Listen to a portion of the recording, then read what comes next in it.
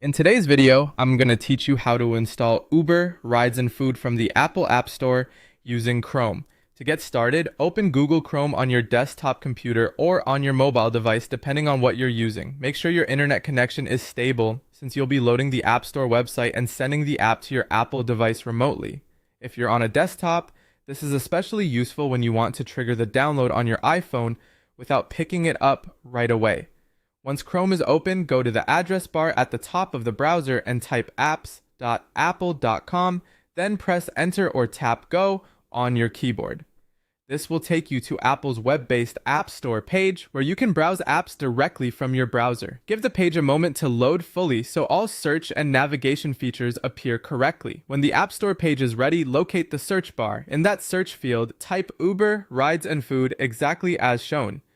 Searching with the full app name helps narrow the results and makes it easier to find the correct listing quickly.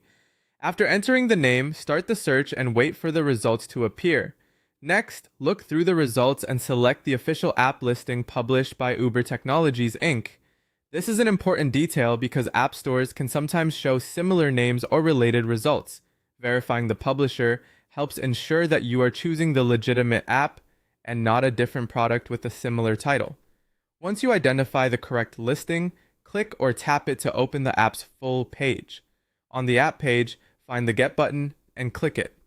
At this stage, your iPhone needs to be linked properly to your Apple account, and your device profile should already be synchronized with your cloud session.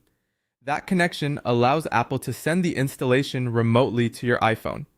If prompted, sign in to your Apple account and confirm the action. Depending on your account settings, you may also need to complete a quick verification step before the installation begins. After that, the app should begin downloading automatically on your iPhone.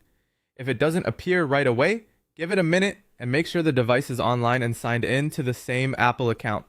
Once the installation finishes, the Uber app will be available on your home screen and ready to open.